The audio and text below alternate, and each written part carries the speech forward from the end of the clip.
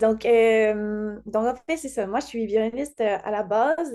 J'ai étudié au Conservatoire de musique de Trois-Rivières pendant 11 ans. À travers ça, j'ai aussi été au Cégep de Trois-Rivières en chant jazz.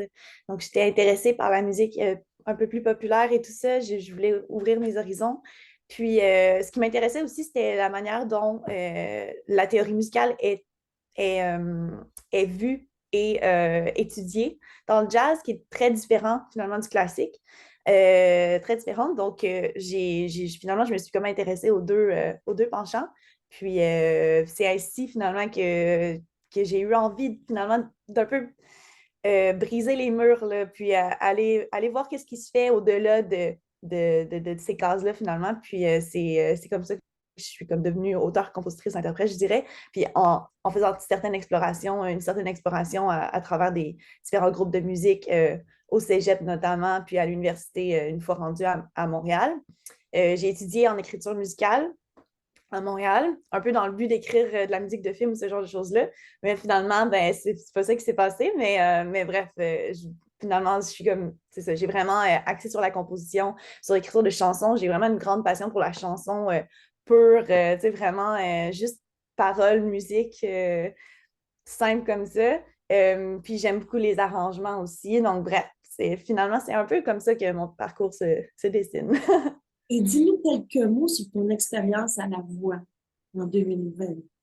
Oui, donc oui, j'ai eu la chance de faire la voix en 2020 dans l'équipe de Pierre Lapointe. Pour moi, ça a été un mentor incroyable. Euh, j'ai réussi à... Ben, j'ai vraiment... Il y a beaucoup de choses qui sont ressorties de cette expérience-là, dont une certaine confiance en mes moyens, tout ça. C'est comme ça m'a donné une confiance supplémentaire. Pierre, il a vraiment, tu sais, il m'a beaucoup aidé finalement à à comprendre qui j'étais. Même si à la base, je savais, je savais les choses que j'aimais et tout ça, mais à préciser un peu ma vision artistique. C'est quelqu'un qui m'a accompagnée finalement là-dedans. Ça a été très précieux dans mon cheminement. C'est ça, sans tenter de te changer, il t'a vraiment laissé libre d'être qui tu es finalement. Oui, exactement. Oui, puis au-delà de ça, tu sais, vraiment à essayer de me libérer encore plus. Mhm. Ouais. Je vais mettre à l'image la photo de la pochette, si on veut. Et je trouve ça très révélateur en même temps de ton approche. Il y a une dimension poétique là-dedans, il y a une dimension un peu onirique aussi. C'est intéressant. Je comprends que Pierre soit intéressé par ça. Mais en même temps, j'aimerais que tu nous parles de ce projet-là en particulier. Ce projet qui a pour titre Feu toi, feu moi. Mhm. Oui, donc ben, c'est un projet très personnel, même si c'est Cosmophone, c'est un projet de groupe, mais à la base, ça part d'une démarche personnelle d'écriture de chansons finalement. C'est des thèmes de la vie de tous les jours qui sont abordés, un peu comme si on se transportait dans la tête de quelqu'un, là, c'est vraiment ça. Puis en l'occurrence, dans ma tête à moi. Euh, mais oui, c'est ça. Donc c'est comme euh, le style de cet album-là, bon, c'est assez éclectique. On aborde plusieurs thèmes, autant qu'on passe vraiment par une gamme d'émotions assez différentes les unes des autres. Mais je dirais que en général, on est dans quelque chose qui laisse transparaître un certain... C'est comme si on passait du désespoir un peu qu'on peut ressentir. C'était a été écrit pendant la pandémie, avec j'avais des problèmes de santé en plus à ce moment-là. Donc, le genre de désespoir, le cynisme dont on peut être victime finalement à un certain moment dans notre vie.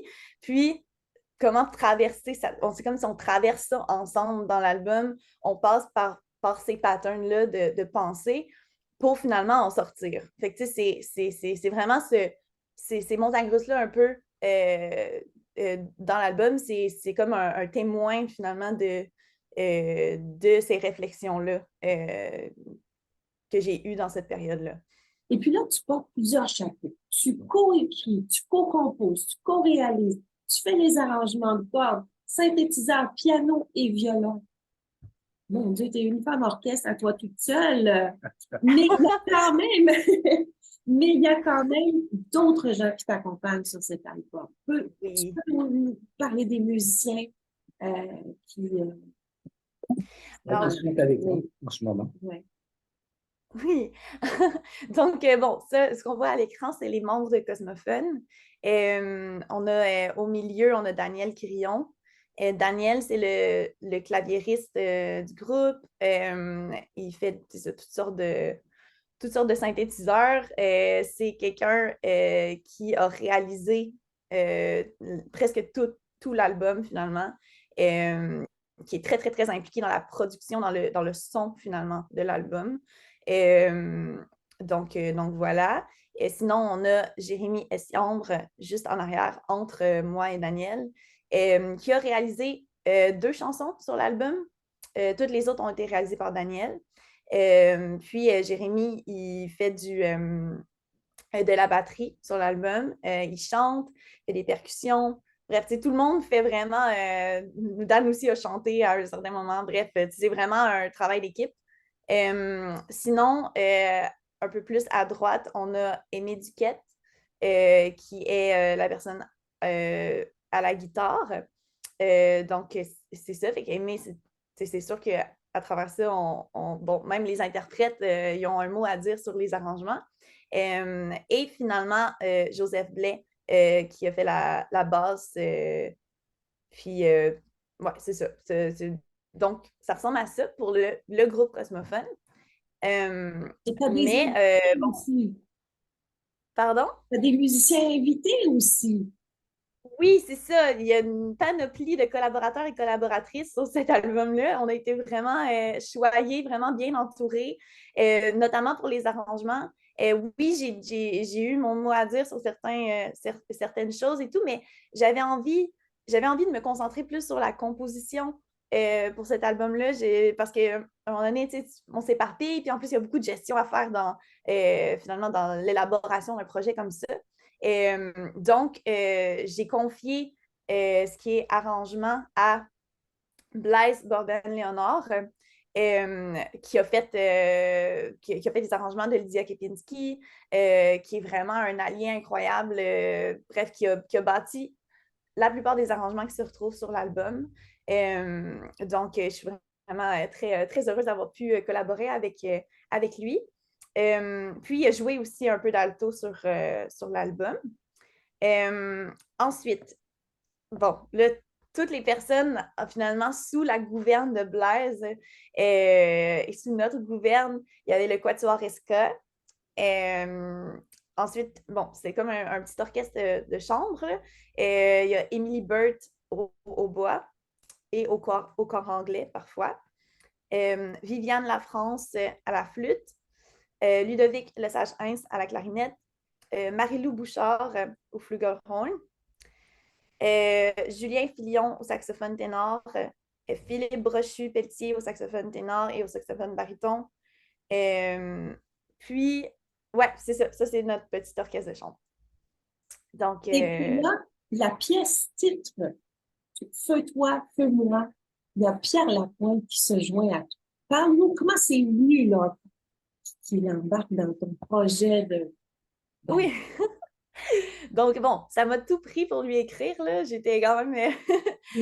parce que, tu sais, c'est sûr qu'à la fin de l'émission, il est venu me voir, tu sais, puis il m'a dit, tu m'enverras, tu sais, t'es vraiment une artiste intéressante, etc. J'aurais vraiment envie d'entendre ce que tu composes, ce que tu écris. Tu me l'enverras quand ça sera prêt, tu sais. Donc moi, ben, c'est sûr que là, bon, quand ça a été prêt, j'étais comme, oh, OK, là, c'est le moment de voir si Pierre va aimer ça. C'est sûr que, bon, là, à ce moment-là, j'étais un peu anxieuse de partager ça. Mais ben, finalement, c'est ça. Pierre a vraiment aimé ça. A vraiment aimé cette pièce-là en particulier. J'ai commencé par envoyer celle-là parce que je l'imaginais, j'avais eu le flash. Ben Dan et moi avions eu le flash que ce soit un duo. Puis on s'était dit, mon Dieu, avec Pierre Lapointe, maison, c'est une tune parfaite pour Pierre Lapointe. Euh, Puis, ben, c'est drôle, justement, il y a une petite anecdote par rapport à ça. Il y a une amie à Daniel qui avait entendu Dan juste strummer un peu à la guitare la chanson que je venais juste de lui envoyer. Euh, Puis, elle avait dit, ah, est-ce que c'est une chanson de Pierre Lapointe? Fait que là, Dan était comme, ben non, c'est Catherine qui m'a envoyé ça. Fait que là, à partir de là, c'est là qu'on s'est dit, hey, dans le fond, ça serait vraiment cool d'avoir Pierre Lapointe sur cette chanson-là. Et moi, bon, j'ai envoyé ça à Pierre. Puis Pierre Lapointe a dit ben oui, j'aime beaucoup la chanson, je vais venir, il n'y a aucun problème, ça va être vraiment, vraiment génial Tellement, ensemble. c'est Ouais. tellement cool, ça. C'est fantastique Vous avez aussi de des suivre spectacles. comme ça dans Ouais, ta oui. carrière. Après, Un artiste, une personne extraordinaire. Vraiment, une personne de conviction, quelqu'un qui, c'est ça, qui vraiment qui respecte sa parole, puis qui encourage la relève. Vraiment, je n'ai que des éloges pour cette personne. Ouais. L'intégrité des créateurs aussi, il est très oui, bon là-dedans, oui, à reconnaître ça. Pardon? L'intégrité des créateurs, il est très bon pour reconnaître ça mhm, aussi et les stimuler à sa façon aussi. En terminant, j'aimerais ça, Catherine, que tu me parles un petit peu des spectacles à venir. Le 28 septembre au Petit Campus à Montréal, le 20 octobre au Backstore Frida à Trois-Rivières, c'est chez vous ça, et le 4 novembre à l'Auberge des Balcons à Baie-Saint-Paul, qui est une espèce de lieu mythique pour la musique, la nouvelle musique, quoi qu'elle soit pop, expérimentale, rock ou autre, même la classique. Oui, mais c'est ça. À l'Auberge des Balcons, c'est pas un lancement, mais c'est un spectacle de plus, finalement, pour souligner un peu cet envoi-là de nouvelle musique. Donc, ouais. Et puis, il y a le lancement qui est le 28 septembre au Petit Campus à Montréal. Oui. Il y a moyen d'aller encore acheter des billets pour y assister, Catherine? Oui. Oui, c'est possible sur Internet. Puis, ça va être possible à la porte aussi. Donc, si jamais, oui, juste d'arriver puis d'acheter ses billets sur place. Donc, ouais, 28 septembre, c'est à 8 heures, les portes sont à 7 heures. Mhm. Puis, Parce que c'est admission libre, donc il faut trouver une bonne place, là. oui, c'est ça, exactement, pour arriver, oui, c'est ça. Arriver tôt, faire la file, tout ça. Euh, Catherine, on est très heureux pour toi. On est très Oui. heureux que ton projet soit rendu là où il est. Moi, je serais Merci. très jaloux d'entendre le vinyle de Cosmophone, le Oui. vinyle de Feu, toi, Feu, moi. Je vais le Alors, montrer justement là. hey, Ah, magnifique. Qui a fait la photo, Catherine? Ah, c'est Jean-Philippe Sans Façon qui a pris la photo. Il y a Marie-Pierre Meilleur qui a fait la direction artistique puis le stylisme. Et Xavier Savage qui a fait le design graphique. Donc, ouais, une belle team. On est bien entourés. C'est vraiment, vraiment super. Alors, on souhaite longue vie à Cosmophone et plein de succès ici et qui sait, peut-être ailleurs, peut-être que ça voyage. que ça voyage. Oui. Espérons-le. Espérons-le. Merci infiniment pour de porter une attention à la nouvelle musique. C'est ça. Underground, je dirais. Merci beaucoup, Catherine Lorrain, Catherine. merci. À Merci. bientôt. Au revoir.